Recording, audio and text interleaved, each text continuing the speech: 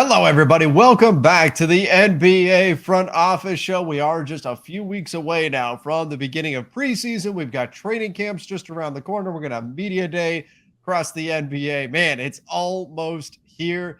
Keith Smith joining me. I'm Trevor Lane. You can find me on Twitter at Trevor_Lane. Go find Keith at Keith Smith NBA.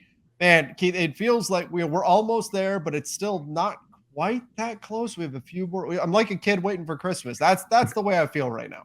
Yeah, it's always like this at this time of year. We get here and then we're like, you're almost there, and like football starts up, Yep. and then you're like, all right, that means basketball's right around the corner, but it's still far enough away, and like the regular season's still over a month away. But yeah, media day in a couple weeks, that'll open up training camps, and we'll start.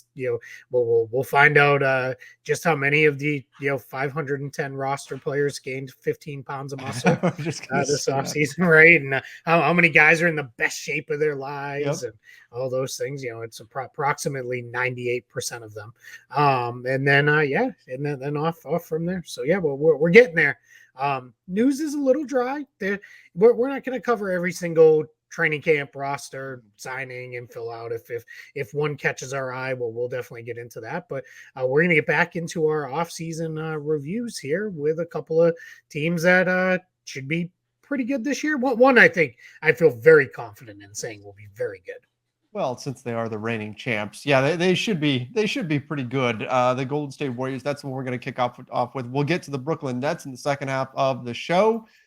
Let's dive into it. The Golden State Warriors, the defending champions, had an interesting offseason. I think we finally saw the salary cap, the luxury tax start to really get to the Warriors, and they had to make some tough decisions with a few players. But nevertheless, this is still a really, really, really good team, particularly if this team might even be better this season, just if you're getting a better version of Klay Thompson, if he's that much stronger, that much further removed from his injury. But I suppose really we should start with what did they do this offseason? In terms of bringing in guys like Dante DiVincenzo, I mean, you also had some tough losses. Otto Porter Jr. being a guy, Gary Payton II. What was your overall thoughts on the offseason, Keith, and the moves that they made in terms of players coming and players going? Yeah, I think in terms of the guys who went out, they lost more than they gained, Mhm. but I think they can offset that with just a natural improvement from some of their younger Yep. guys. But yeah, I think what we saw go out the door, just so we're thorough and cover, Otto Porter Jr., who was huge for them, especially in the finals. He ended up starting by the NBA end of the NBA finals and really played quite well. Gary Payton II, another big loss for them. Probably, well, not even probably. Was their best backcourt defender that they had. They also lost Nemanja Bjelica, who had moments at times. We're still waiting to see what happens with Andre Iguodala. We don't really know Yep. just yet, so we'll see what happens with him, if he's going to retire or not. Juan Toscano Anderson also left, just another energy guy. I know you're looking forward to seeing him Mhm. with your Lakers this year, and then Damian Lee. So couple really major losses, couple kind of in the middle, and then a couple. We'll see what that looks like. Towards the end of their bench, and then you mentioned it, Dante DiVincenzo, JaMychal Green. Those are the two big guys that the Warriors are bringing in that are going to be kind of the replacement for the guys that they lost. So we'll see what that looks like. They've got a bunch of guys that they're bringing into camp, basically to kind of fight for spots. They drafted Patrick Baldwin at the end of the first round. He was a kid that a lot of people thought would be a lottery pick, but had a really rough season in college. But it's I think it's a combination of what do you get from the guys you brought in, but also you're counting on big major jumps forward from the young guys on the roster that played some last year, but I think you're looking forward to taking bigger roles this coming season. Yeah, I mean, you look at for example, losing Otto Porter Jr., you're not really replacing him with JaMychal Green. You're more, if you're the Warriors, you're replacing him with Jonathan Kuminga, right? Correct. That's what you're ideally trying to do here. And Kuminga showed flashes last year. So as these guys just organically, naturally improve, you might be able to withstand those particular losses because you do have these young guys. James Wiseman, we haven't talked about yet, Mhm. former number 2 pick. This is a guy who we didn't see much of last year, but could he be a factor this coming season? They've got some guys that are interesting, I think, in terms of the young talent, Mhm. guys that you typically wouldn't see on a defending championship team, right? Because usually they're not bad enough to get players like this. But the Warriors had that down year or a few down seasons and allowed them to go get guys like Wiseman, like Kaminga, like Moody. They were able to pick up some of these guys.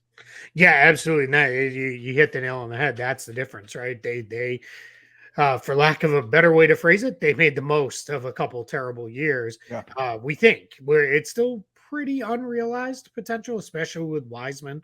We didn't see him at all last season, but he looked pretty good in summer league when we saw him, at least physically. I don't necessarily so much care about the production the way he looked, but physically he was moving well and made some plays, and he gives them a different dynamic at that center spot. Kevon Looney clearly has held things down quite well and did played really solid basketball all the way through. But now you get Wiseman back, and we'll see what that looks like. I think as you start to flesh out this team, all right, the starters, at least most nights, Looney, Green, Wiggins, Thompson, and Curry, as solid as it gets. That's as good a starting five as there is in the NBA. Mm-hmm.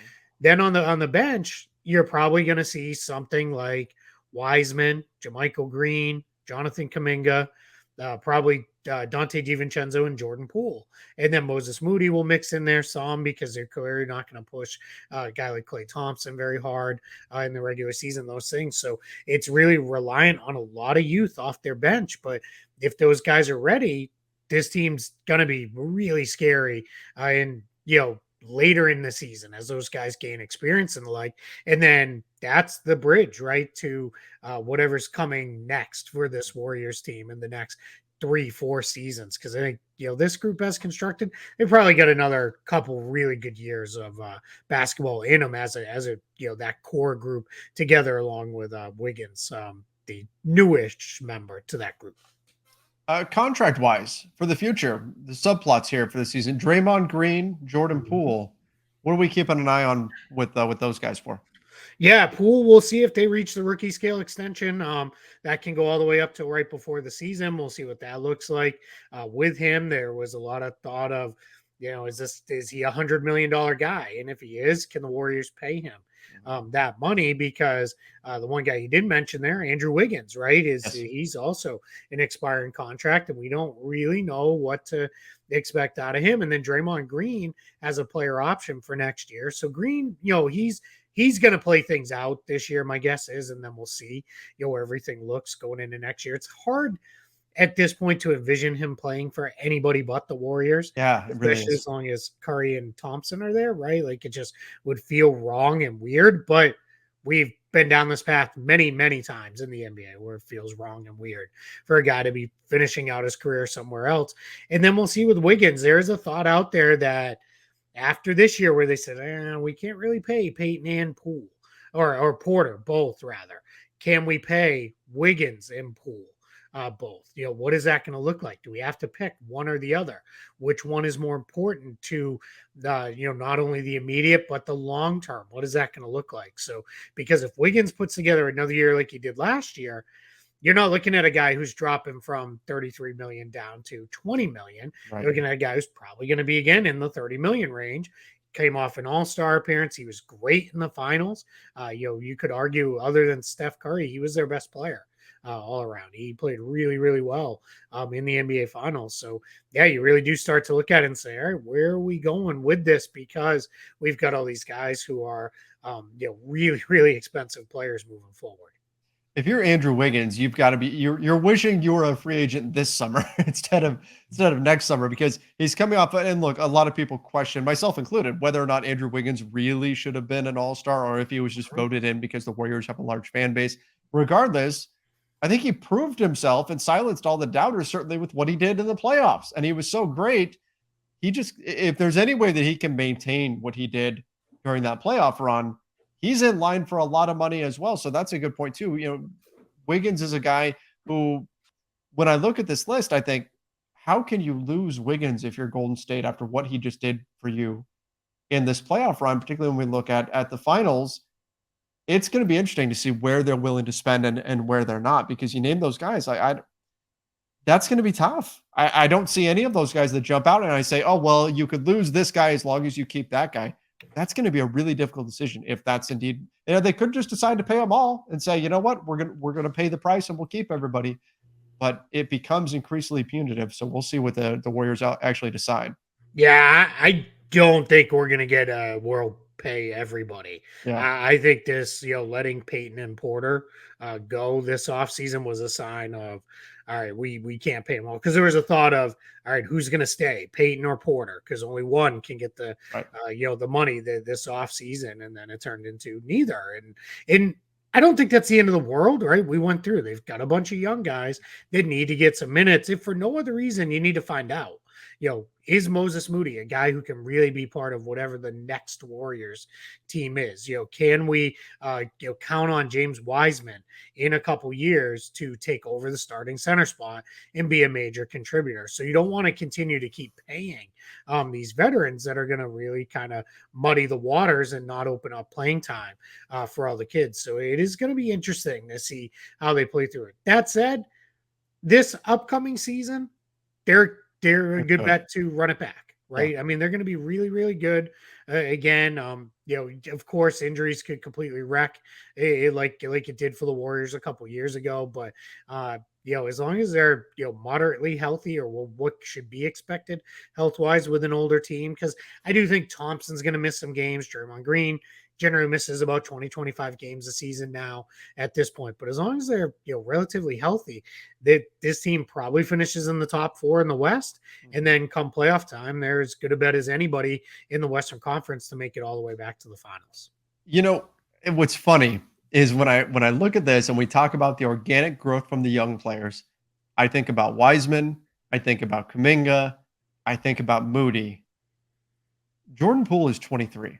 Yeah. Like he's one of those young guys as well. And maybe it's just me, but it's like he's already made such a leap that I think we think of, or at least in general, I see a lot of, well, the organic growth from the Warriors is going to come from those guys, from Kuminga, from Wiseman, from Moody. Jordan Poole at 23 years old, he should naturally progress as well. So this season, I think this team could be really, really good. Particularly if, let's say, you get 2 of these young guys, let's say Poole and Kuminga, take a big step from where they were last season. This team's going to be dominant again. The only question really is how they pay all these guys, and again, that's going to be the big subplot of the season for the Warriors. Yeah, absolutely, and that will hang over things a little bit. If you see, let's say Andrew Wiggins has like a week where he takes 20 shots a game and doesn't play well, you're going to get some people like, hey, is Wiggins kind of gunning for stats to get his contract number? Where is this going? Is the best thing for that to happen? It's easy to forget, and I think explain away, well, they won the title, but there are questions in the regular season. Are there enough minutes to go around for all these guys? I tend to think yes, because Steve Kerr is right on the forefront, kind of right. It's no surprise, right? He's a Pop guy. He's right behind Pop as far as we're not only are we not going to rest, we're not even going to bring the guys. They're not even coming, to Road Game X. They're just going to completely stay home and do their thing, and we're not even going to go through it. So yeah, I do think we're in a position where, let's see. I am very curious to see Dante DiVincenzo. He looked really good, not last year, but the year before with Milwaukee. He did. He was starting to do some on-ball stuff as a creator. He's a better defender than I think people realize. And of course, he can shoot the ball. And then last year was just really a lost season and kind of a mess. So we'll see what he does for them. JaMychal Green, I don't know how much he's got left in the tank, but I'm not sure the Warriors necessarily care all that much, because I think ideally, like you mentioned before, the hope is Kuminga steps forward and is willing to, not willing, but is ready to take on that bigger role. But yeah, it'll be, fun to monitor. It's going to be more fun to monitor the kids on this roster, because I think, the veterans, we kind of know what they all are. And boring. We already know what they do. Come on. Yeah, exactly.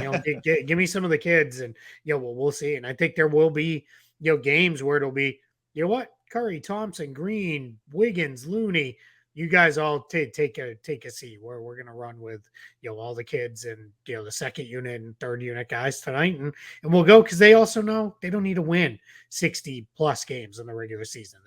They're get in the top four, have home court advantage. That's plenty enough for the Warriors to make a good deep playoff run.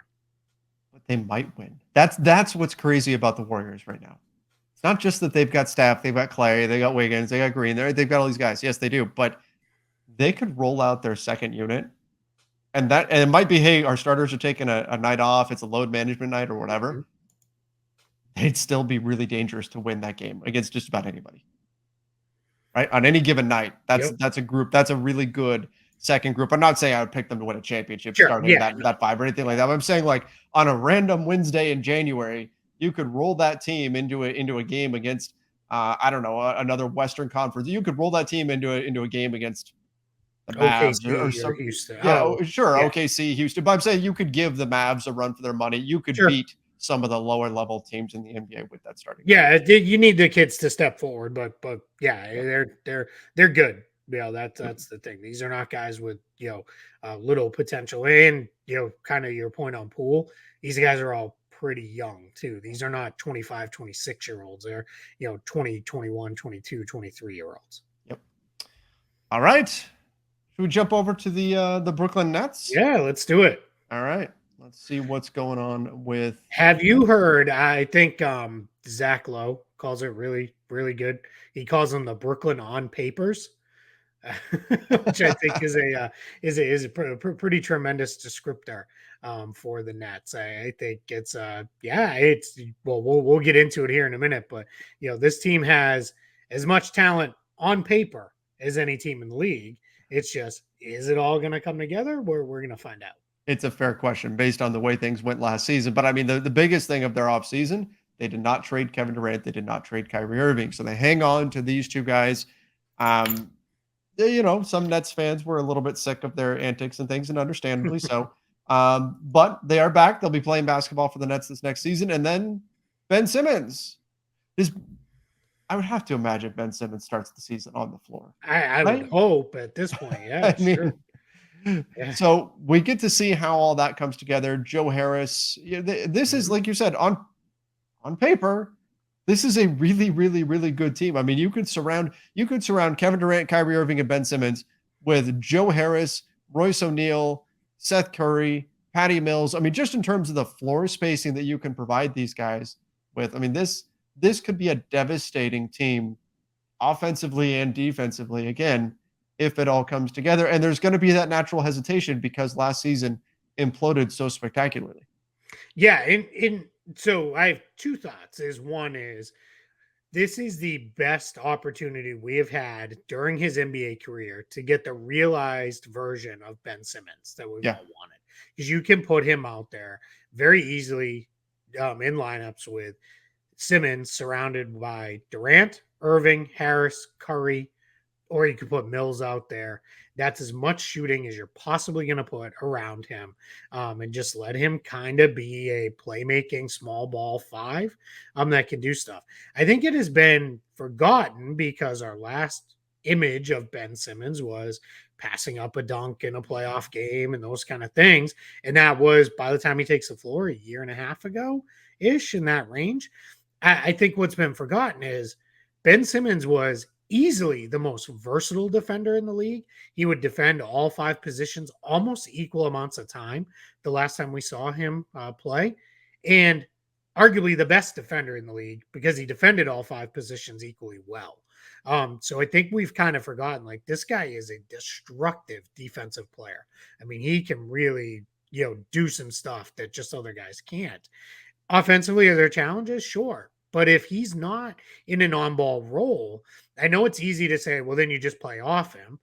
And that's true. If they just put him in the corner, then teams are just going to walk away and leave him there.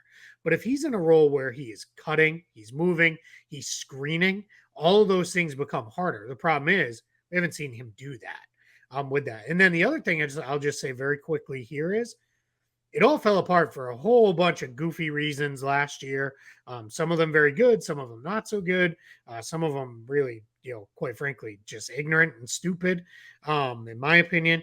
But this year, we're hearing a lot of, well, they're not going to have X, Y, and Z to deal with. But the reality is, how many games, if I told you the over under on Kevin Durant and Kyrie Irving playing games together was 60, would you take the over or under on that? I would take the under. And I Yeah, wouldn't even have to I, think I about I think I would take the under as well. Now that's a pretty good line, but I would probably take the under. it.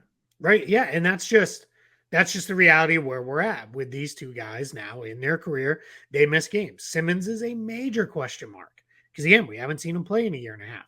Joe Harris coming off a major injury that cost him basically half of last season. So there's that. There's some questions about their depth. They basically have Nick Claxton at the 5 and not much else. So that's a challenge. So I think those are the things that we got to kind of see, which is why I think Zach's terminology of the Brooklyn on papers is great because on paper it looks great. On paper and in Excel spreadsheets, you can dream up 15 different lineup constructions that look good, but how are they going to look when they actually hit the floor together? And how often are we going to see those groupings hit the floor together? That becomes a major challenge.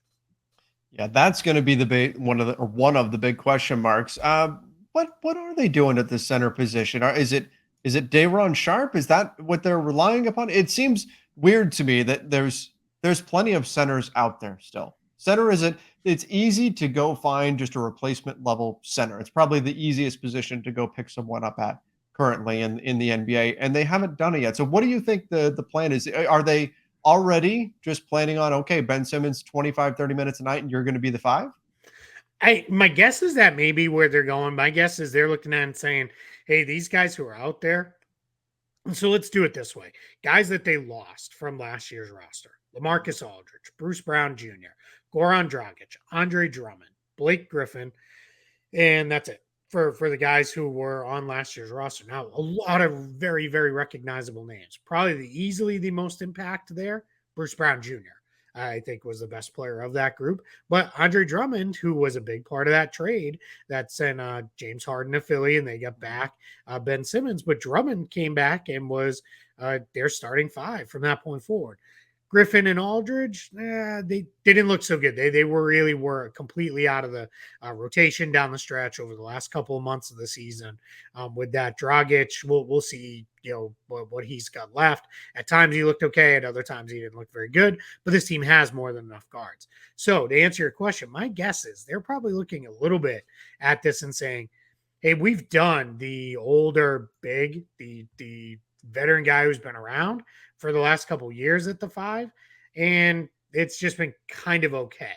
So I gotta believe they're also saying, hey, let's get by with Claxton starts, is my guess. Then Simmons we're gonna make him play some minutes at the 5. And then if we're still looking a month or two into the season, maybe Dwight Howard, DeMarcus Cousins, Sure. Aldridge, maybe Griffin, if we wanted to go back to them. Those guys will probably still be out there. We can look at signing one of those guys, around the holidays or something like that, then move forward. Because much like the Warriors, this is a team that is pretty expensive and is, going to have a pretty high payroll.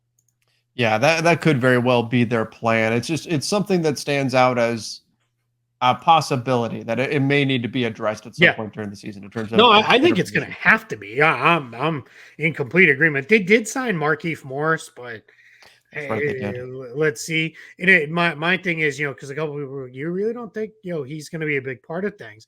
They signed him to a non-guaranteed contract. He only gets $500K guaranteed if he makes the opening night roster. So that to me says they're not entirely sure that he's, a real long-term answer in the front court. Small ball groups, this team is set up to play some Oh, ridiculously good yeah. small ball units. The problem is in the regular season, you can't rely on those for 6 months of basketball. You need to have some guys ready to go to play major minutes up front, especially when you're going to play against Joel Embiid 4 times in the regular season. You don't want to be rolling into regular season with only Nick Claxton and just hope for the best. You want to have something else in reserve. I like Dayron Sharp enough. I just don't think he's ready for that as a second year player. Yeah. Yeah. I mean, if they do go small and you like imagine how many points you could put up, and this doesn't speak much to the defense, but if you have a lineup with Curry, Harris, assuming he's healthy, Simmons, Kyrie, and KD. Yeah. Like that's so much shooting around Simmons. Like they could easily still have plenty of spacing, even if teams are trying to ignore Ben Simmons. There, I mean, he could just be the setup guy. Like if they back off of him, let's say Simmons has the ball at the top of the key, and they back off of him and give him space, he could take that space. And if there's anybody that's even a couple feet open, that I mean, Kevin Durant can get that shot off and up, no problem. That would be that's the dream scenario for Ben Simmons if he's got the ball in his hands to have that much shooting around him. Not to mention what he could do as a screener, as a slasher. So if Ben Simmons is ever going to work, I think this is a good way to sum it up. If Ben Simmons is ever going to work in the NBA, we're going to find out right now. Yep. We're going to Yeah, find out this season. If it doesn't work Absolutely. this season, it's never going to work. Yep, completely agree. This is the best chance to get the fully realized version of Ben Simmons that we've all wanted to see. Let's not leave out right Royce O'Neal. I don't know about giving up a first round pick like Sure. they did to get Royce O'Neal, but solid addition. Another guy who can defend. They didn't have a lot of wing defenders outside of Simmons, who, like I said, he's just can defend anybody. So Royce O'Neal comes in, another guy. He can really play 2, 3, and 4 defensively. So that unlocks different units. And then kind of took a flyer, but let's see, TJ Warren. He's not showing on our screen Yeah. there because he's on a minimum contract. So he's just off screen. That's how little they're paying him. But if TJ Warren can come back and play, and again, kind of like Ben Simmons. Now we did see him a little bit 2 seasons ago. But it's been almost 2 full years since we've seen basically the bubble and then He a was handful amazing of there. games after. But this is a guy who can score with the best of them and really do it efficiently. He is a very, very good shooter. I would assume that hasn't left. It's just, can he create off the bounce? Can he defend? Is he going to be able to do those things? But if you can get 15 to 25 minutes a night out of TJ Warren, yeah, their offensive lineups, I'm not going to worry at all about their offense. But are we going to be seeing lineup stats when you pull them of, hey man, look at this team's offensive rating? It's a 131 offensive rating. That's incredible. Oh, but the defensive rating is 129. Like that starts to be a little Possible. like, yeah, we got to be careful.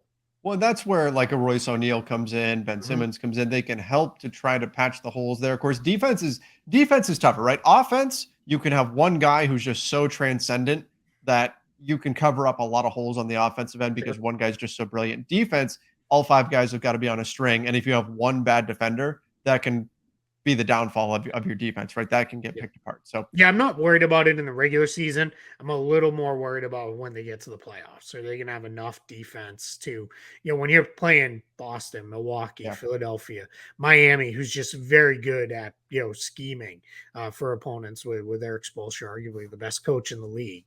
Are you going to be able to get enough stops with the personnel that you have? Because we generally don't see teams. Yes, you do need to be able to score to win in the playoffs, absolutely. But we don't generally see it very often where it's just, hey, just go get buckets. We'll figure out all the rest of it later. That's not usually how it works out. But we're gonna find out here in pretty soon because there's just not a lot left now. Trades, they've got a lot of tradable stuff. They could do, if they're looking at it and saying, all right, you know what, well, we're sitting on enough shooting. All right, we'll move Seth Curry, or we'll move Joe Harris, or we'll move the combination of those two guys to go get somebody. They've got a lot of tradable pieces. Even Royce O'Neal, his contract gives them a pretty movable piece at 9.2 million. This year he's at 9.5 next year, but it's only very minimal guarantees. So they've got a lot of movable stuff that they can do if it's we really need to plus up and build up our defense around these guys. But yeah, I mean they're probably one of the teams, as odd as it sounds. We always talk about, we kind of like can gravitate towards the newer teams or the teams that made a ton of changes. mhm. It feels like this team's been together for a long time, but when we really look at it, they haven't been. So I think I will be watching a lot of Brooklyn out of the gate just to see what does this group look like. And it would be a mistake to just pass over Cam Thomas as well, Yeah, who scored well off the bench for them last season, could give them a little bit of punch. Their bench scoring between Cam Thomas, TJ Warren, you've got some guys here who Patty could really fill it Mills. up. Patty Mills, of course. Yeah, These guys can all fill it up. But again, the questions come on the defensive end. And the other thing we have to note is, look, they navigated the KD and Kyrie situation. They got through it. They managed to just whether you buy that they fake negotiated Kevin Durant trades, just trying to prove that there couldn't really be a deal, that they negotiated it even though they didn't want to actually make a deal. They were just trying to put on a show for Kevin Durant to prove, like, hey, look, we tried, but sorry, we can't trade you. Regardless, they went through all of that this summer. It wasn't easy to go through. We're one Shams tweet away at all times from that kind of drama popping up again. So Yeah, that's something else you have to factor into the next season. I very much struggle to believe in a couple weeks when camp opens, they're going to be all walking in. And it's going to be big hugs for Steve Nash and Sean Marks and be like, Yeah. man, what a weird summer, huh? All right, let's get to work. Like, I just, there was some stuff said, whether it be directly or indirectly. Sometimes it was things that were reported being said. And we know a handful of these guys, especially Kevin Durant, he doesn't hesitate to be like, whoa, wait a minute. I didn't say that. Like he will call out false reports quicker than most, and he didn't do a lot of that this summer. So let's see, what this all looks like, as it comes together. With this because I struggle to believe it's all going to be rainbows and sunshine all year in Brooklyn. And they're a team, yeah. If they start 6-10 or something like that, it could be all of a sudden we could be hearing a lot of so and so is unhappy and they don't want to be there anymore, and they're KD and Kyrie are pushing for a coach change or trade player X or whatever. We'll see what it looks like. Talent wise, it's all there. I mean, they should be a title contender. It's all the other stuff. For me, this is why I have them. I have my top tier in the East: Boston, Milwaukee, and Philly. Then I have Brooklyn by themselves in the next grouping. They could very easily be in that top grouping. They could very easily be down fighting in the play-in tournament like they were a year ago. It's just, and anywhere in between. And I just kind of said, I'm going to stick them here because that's probably where, I feel most comfortable with them landing. But yeah, I mean, you could sell me on almost any version of the way this season ends. And, let's see where it goes. Wide range of outcomes for this Nets team this season. What's kind of funny, I've been seeing this more and more in NBA reporting, is we're starting to see, you mentioned Kevin Durant pushing back on any kind of narrative that's false out there or whatever, is the semantics, right? And how far that gets going. Like for example, there was the whole Cam Reddish once out of, that was a thing like a couple of weeks ago. Cam Reddish, would like to leave New York. And then people ran with that as Cam Reddish wants a trade. And then he pressed back and said, I didn't say that. And everybody went, oh, no, he's happy in New York. I'm like, no, he just this is saying he didn't ask for a trade. We're seeing that kind of stuff play out more and more, where guys are starting to they're making it known that they'd be okay going somewhere else without asking for a trade. So they've got that deniability at the same time. They're kind of walking that line. And we tend to live in the worlds of extremes. It's just funny seeing the reactions to that kind of stuff that takes place now. And NBA players are getting better and better at navigating that and be able to say things and then still be able to deny that they actually went as far as to demand a trade or ask out or whatever. Yeah, without a doubt. Yeah, I mean these guys are smart. They also know how to manage social media, manage their messaging. Most of them, let's say, there's some missteps along the way quite often, but some of these guys do pretty good with it, or they don't care. Like KD, I don't think cares all that much what what you or I or a vast majority of people think about what he has to say on social media. He's going to say what he wants, and hey, I mean that's his right? It's in some ways I appreciate it. Like say what you want versus cryptic messaging and everything else where I don't understand any of it. Is maybe a moon emoji. Maybe his teammate is prone to do on occasion, and I don't really know what he means by half of what he says. But I'm probably just not us normal people wouldn't understand it. Yeah, that's it. I just I'll say it's on me. I'm dumb enough to not understand it. So we'll leave it at that. All right. I think that's a good place to wrap things up. But everybody, let us know what you think. What do you think about the Nets? What do you think about the Warriors, their prospects this season? Give us your thoughts in the comment section. Don't forget to subscribe. We are on the verge of hitting that 20,000 subscriber mark. Yeah, well, let's get there before the start of the regular season. Come on, guys. Yes, please. Push us over the top. We'll get that done. In fact, I should mention the beginning of our next episode. Yeah, there we go. Yeah, because we know that the people who are still listening at this point right now, let's face it, they've already subscribed. Yeah, they're already locked in. They're OG front runners. That's right. That's right. And we appreciate all of you. But thank you guys. Give us your thoughts in the comment section. Till next time, everybody. See ya and stay safe.